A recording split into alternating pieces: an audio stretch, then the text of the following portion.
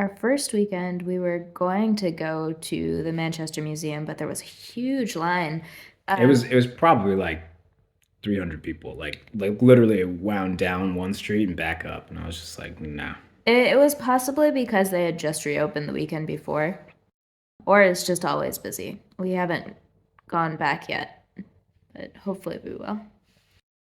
Instead of doing the Manchester Museum, we went to the Central Library. Which was really cool. It's a nice old building. It's sort of connected to the town hall, but the old town hall's closed now for renovation. But they had a really neat exhibit on the Mancunian dialects and like the different neighborhoods and how different their speech is even within this small region. And some of the parts that are considered Greater Manchester would rather not be considered Manchester at all. Yeah, they're still Lancashire to the old people in northern Manchester. But they also had like perception of the different neighborhoods based on accents and things like that. Like which neighborhoods were more posh and which neighborhoods were more safe, or things like that.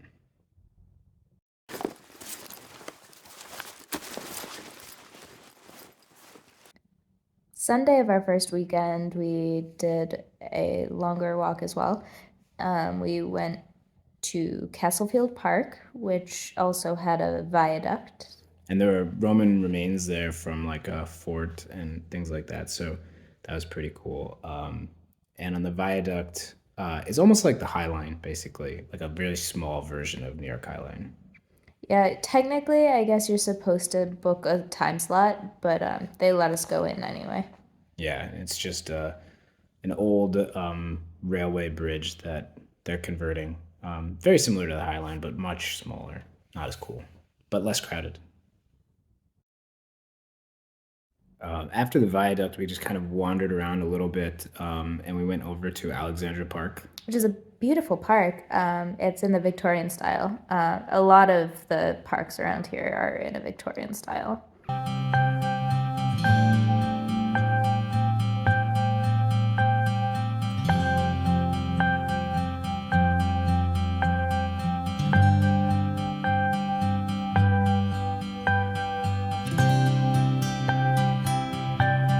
Then we went to the real fun place, which was the Science and Industry Museum, um, which had a lot of hands-on exhibits, but also just a lot of information about like the different things that they did in Manchester relating to science, including like building the some of the early computers, like with Alan Turing and stuff like that.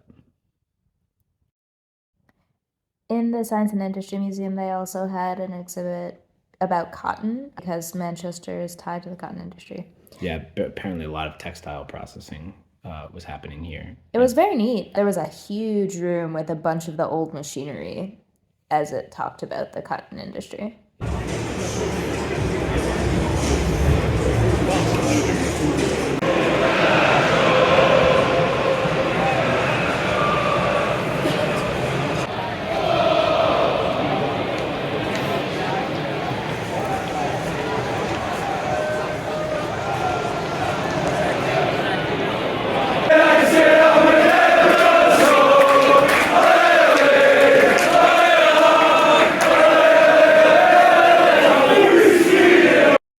Basically, it's just a bunch of clues that lead you through, a section of Manchester, and point out little historical areas and give you little factoids. Which is really cool. I just wish that it was also based on a real story like the one in Stockholm was.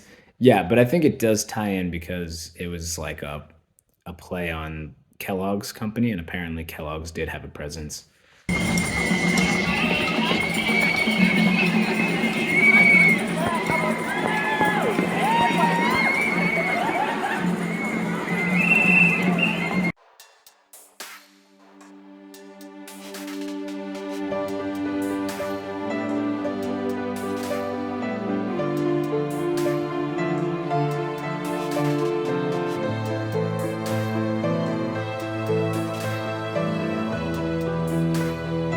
The Manchester Art Museum. Which is always a lot more fun for me than it is for Sean because I love art galleries. March 5th, we took a legendary walk. We decided on a new walking system for like how we name our walks. Right. So 20,000 steps is a great walk day. 30,000 is epic, and 40,000 is legendary. But anyway, we did a legendary walk through a bunch of the parks in northern Manchester. Some of the parks are kind of tied together in a park system. So we went through like 3 or 4 different parks, but they were all tied along the same path. They're all like joined together. Yes, you can get on one path and you end up walking through like 3 parks, which is like this really large park area. It was pretty cool. It also had a lot of mountain biking trails in it, which was also kind of cool. But then we just decided to keep going, and we walked over to. So that was in Prestich Forest. Was those 3 parks, Drinkwater Park and some others. Then we walked over to Heaton Park, which had like a little, almost a zoo, sort of like a petting zoo. Except that I don't think you could actually touch the animals. There might have been a feeder thing. There was a goat that definitely wanted us to pet it. I mean, it was trying to climb out of the fence, basically. It was adorable. Yeah. They had donkeys and alpaca and turkeys and all sorts of stuff. Then we walked over to Boggart Hole Claw, which had a nice lake, little pond type thing that you could walk around, and then we walked back. So on March 11th, we went to Media City, which is an area where they do a lot of the filming for a bunch of British shows. Right. There's like a BBC studio there, ITV, so like Coronation Street, which is like the longest running soap opera, is filmed there. And it has like, little things sort of like a little tiny little Hollywood. And it's along a nice body of water, so you could also walk along the water. Yeah, there's like keys there.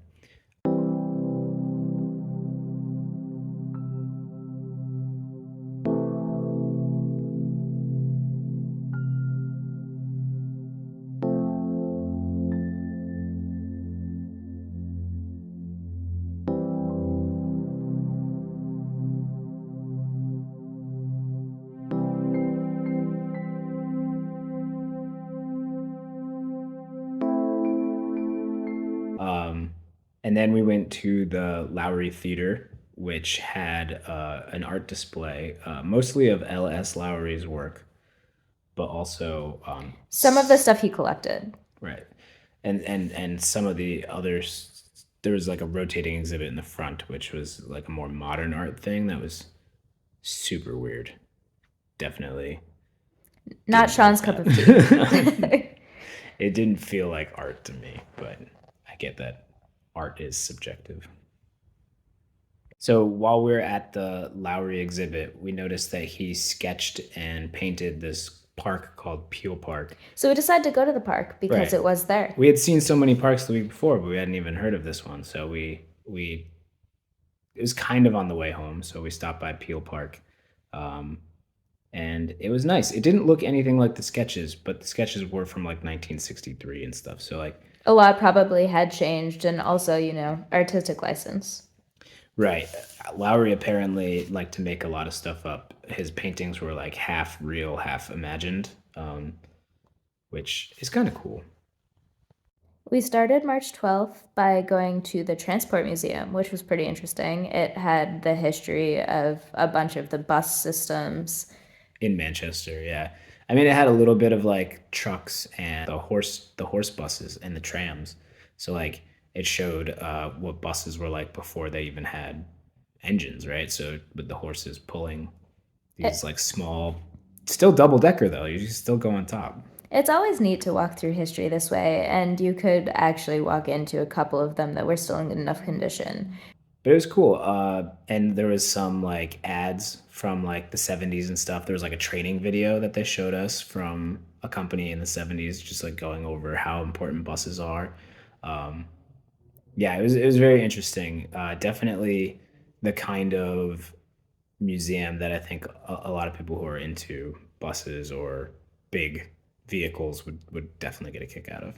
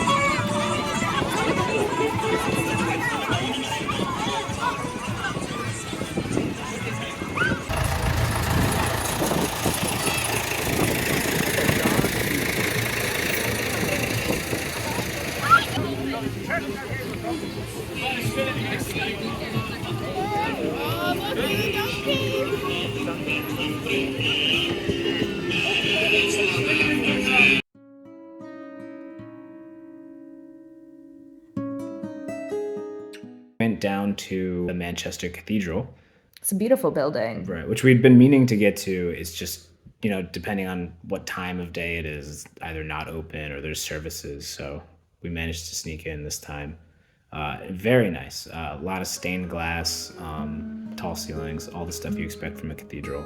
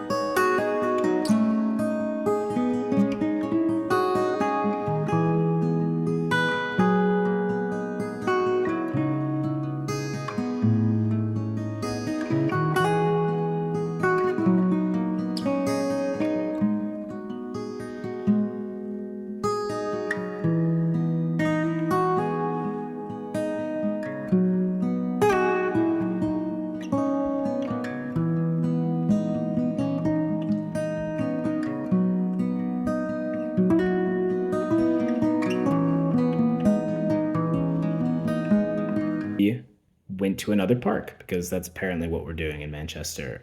We found there's a park close to where we're staying called the Kersal Wetlands, which has a lot of native bird species in it. So we did a loop through that.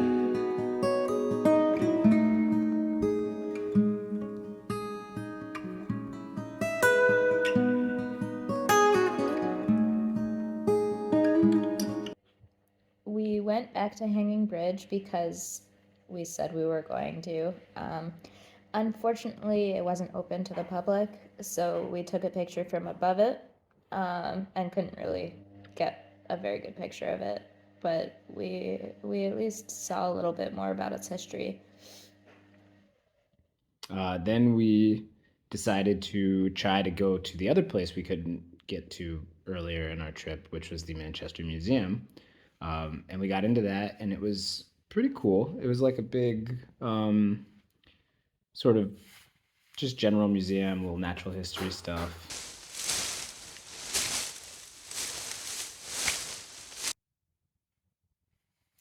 Dinosaurs, taxidermy, things like that.